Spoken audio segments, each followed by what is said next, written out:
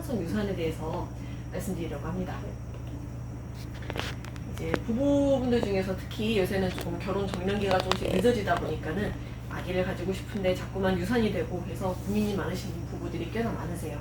그래서 어떤 이유 때문에 그런지, 어떤 검사들이 필요하고 또 필요하지 않은지 그런 것들을 이것저것 알려드리도록 하겠습니다. 습관성 유선이라고 하는 게 뭐냐 하고 정의를 하면은 예전에는 조금 기준이 지금과 달랐는데 12주 이내에 3번 연속해서 유산이 된 경우에 습관성 유산이라고 정의를 했으면은 지금은 이제 2017년도 유럽 생식의학회 기준을 따르고 있는데요. 지금은 수정으로부터 24주 이내에 2회 이상의 유산이라고 표현을 합니다. 굳이 연속되지 않더라도 이런 기간 내에 24주 이내에 2회 이상 유산이 되면은 습관성 유산이다 라고 얘기를 하게 됩니다.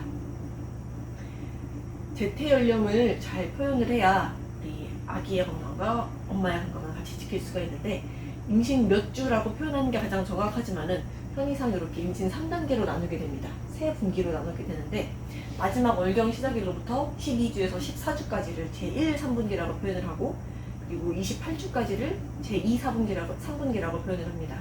제2, 3분기 그리고 그 나머지 뒤를 제3, 3분기라고 표현을 하는데요. 제1, 3분기 때 유산의 80%가 일어나기 때문에 그 기간 동안에 가장 주의를 좀 해주셔야 됩니다. 선생님, 태반이 어떤 역할을 하죠?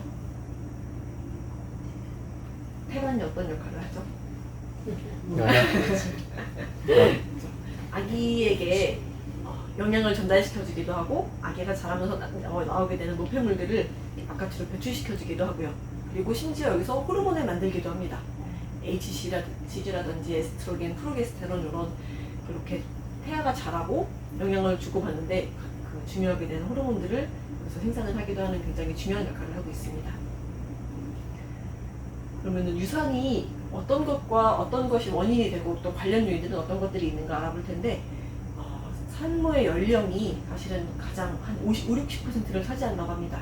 35세가 넘어가게 되면은 여성분들은 여성 호르몬이 굉장히 떨어지게 되는데 그래서 생식 기능이 아무래도 떨어져서 유산이 될 확률이 점점 높아진다고 합니다. 그리고 이전에 임신을 했을 때 유산을 한 병력도 또 유산율을 더 높이는 요인이 됩니다. 이전에 유산을 한 이력이 있으면 조금 더 유산이 될 확률이 높아진다는 거죠. 그리고 유산이 생각보다 좀 흔하게 일어납니다. 모든 임신의 약 15%에서 25% 정도가 유산이 일어난다고 보시면 되고 40세 이상의 산모가 임신을 하게 되면 3분의 1이 유산이 된다고 하고요. 그런데 그 유산의 한 반 정도의 원인이 염색체 이상에 의해서 나타난다고 합니다. 생존에 적합하지 않은 아이의 경우에 조금 더 유산이 될 확률이 커진다는 거죠. 그리고 관련 요인을 조금 더 알아보면은 항인지질 증후군 조금 생소하시죠? 그리고 항인지질 증후군 외에도 체중이 너무 많이 나간다든가 적게 나간다든가 혹은 흡연 음주를 너무 좀 자주 하셨다든가 카페인을 많이 복용했다든가 스트레스를 지나치게 오래 받아온 경우 모두 또 유산과 관련이 되고요. 그리고 전자파, 핸드폰에서 나오는 전자파, 테레비 이런 전자기기에서 나오는 전자파들이 또 생식에 좋지 않은 역할을 한다고 합니다. 그리고 종자의 질이 낮은 경우에도 여성의 요인만 있는 게 아니고 남성에도 한 절반 정도의 원인이 된다고 합니다. 그리고 아까 말씀드렸던 항인지질 증후군이 뭐냐면은 자가 면역 질환의 한 가지인데 항인지질 항체라고 하는 것이 나오는 분들이 혈전이 생기기가 쉬워요. 이렇게 혈액이 잘 뭉치기가 쉽습니다. 그런 증후군인데 실은 증상이 잘 발현이 되질 않습니다. 그래서 모르고 지내다가 임신이 잘 안 되고 유산이 2회 이상 됐을 때 한 번쯤 검사를 해보시기를 권유드리는 검사 중에 한 가지고요. 그리고 이 항인지질 증후군의 경우에 임신 10주 이후에 유산이 되는 확률이 높고 임신 10주 이내에 유산이 될 때는 주로 염색체 이상인 경우가 많습니다. 그런데 요게 있는 환자분들의 경우에는 그러면 어떻게 하면 되느냐, 이런 항체가 있는데 어떻게 임신을 하면 좋겠느냐 하면은 의학적인 중재를 할 방법이 있습니다. 이렇게 항인지질 항체가 있고 또 3회 이상 유산을 한 경우, 이런 경우에 한해서 저용량의 헤파린과 아스피린을 같이 복용을 하면은 조금 더 착상이 되고 임신이 될 확률이 높아진다고 합니다. 모든 임산부들이 다 해당되는 건 아니고요. 이렇게 항인지질 항체가 있고 3번 이상 유산이 되는 경우에 한정돼서 그러합니다. 그리고 착상 전 유전자 검사는 주로 이렇게 유전적 질환이 있으신 분들, 특히 다운 증후군이나 혈액병이나 혹은 근육 위축증이나 이런 유전적인 질환이 있으시거나 혹은 보인자가 있으신 경우 내 유전자 중에 그런 게 있대 라고 알고 계신 분들이 아기를 이제 낳으실 때 또 똑같은 유전 질환을 갖게 될까 봐 걱정되시는 경우가 많죠. 그런 경우에 조금 선별적으로 임신을 하실 수 있도록 돕기 위해서 검사를 하게 되는데 PGT라고도 하고요.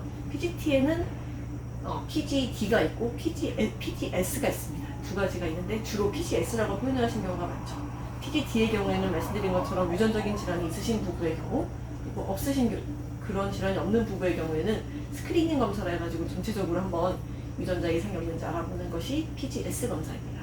그러니까 검사의 한 종류라고 보시면 되죠. 이렇게 여러 가지 검사를 하게 되는데 이렇게 체외 수정을 한 상태에서 5, 6일 정도 지났을 때 그 태아에 태반이 될 조직들을 떼어내서 그걸 검사를 이렇게 하게 됩니다.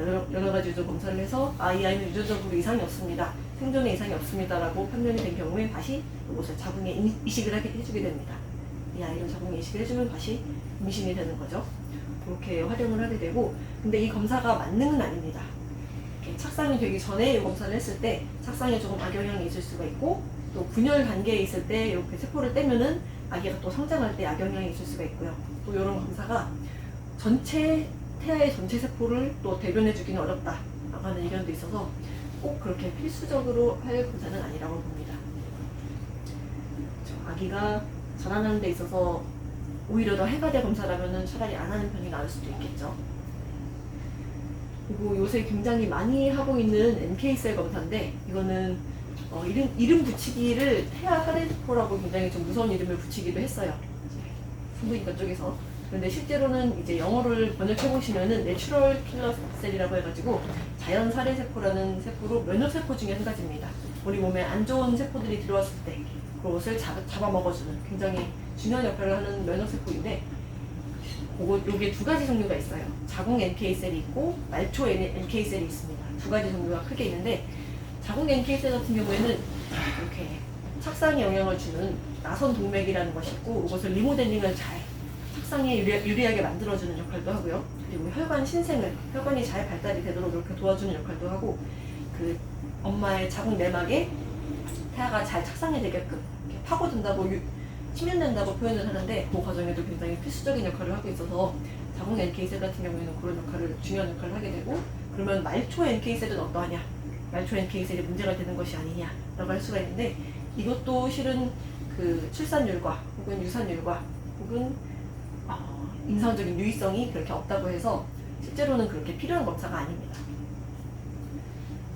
그래서 이것에 대해서 옥스퍼드 저널에 2015년도에 논문을 발표한 저자의 얘기에 따르면은 의사가 상업적 이득을 목적으로 과학적 근거가 아니고 본인의 신념에 근거해가지고 잠재적으로 안전치 못하고 입증되지 않은 검사나 치료법을 하는 것이 금지되어야 한다, 이렇게 허용되어서는 안 된다, 이렇게 표현을 하는 것을 인용을 해와봤습니다. 사실 유산이 되는 거는 염색체 이상이 아닌 경우에는 대부분 원인 미상이라고 보시면 됩니다. 원인을 알 수가 없는데 자꾸 유산이 돼요 라고 하는 경우가 굉장히 많으세요. 그래서 사실은 자궁과 태반 사이에 혈류가 좀 떨어져 있는 경우, 그리고 자궁 내막에 미세환경이 잘 조성이 안 돼 있는 경우, 그러니까 기능적으로 좀 떨어져 있는 문제가 가장 크다고 봅니다. 그러면 어떻게 하면 되겠느냐? 한약 치료가 좋은 대안이 될 수가 있는데, 이제 유산을 자주 겪으신 경우에는 어혈이나 노폐물 같은 것들을 정리해 줄 수 있는 그런 산후조리 약이 따로 있고요. 그리고 체질 개선을 해주기도 하고 산모의 기력을 북돋아주는 약을 쓰기도 하고요. 그래서 이렇게 산모의 몸을 만드는 체질 개선 기간, 준비 기간이 1개월에서 3개월 정도가 되고, 그 이후에 이제 배란기 때가 돼서 착상을 할 때, 그때 또 조경종옥탄 같은 굉장히 좋은 약들이 착상을 잘 시킵니다. 그런 약들을 3달간 15일 정도, 3회 정도 시도를 해보면은 굉장히 높은 확률로 이렇게 착상이 되고 안전하게 임신이 될 확률이 크고요. 그리고 4주에서 8주간에는 유산이 될 확률이 굉장히 커서 그동안에 안전하게 태아가 이렇게 착상될 수 있도록 도와주는 그런 안태약이 있습니다.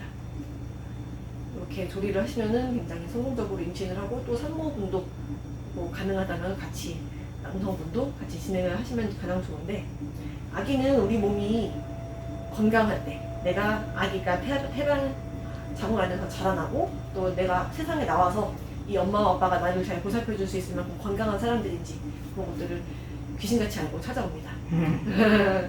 그래서 이렇게 아기가 내가 아기를 키우고 또 태어났을 때 그 아기를 잘 키울 수 있는 상태인지 몸과 마음의 상태를 한번 잘 돌아보시고 그것을 잘 갖고 갈 수 있을 때 있게끔 저희 한의원이 도와드리도록 하겠습니다.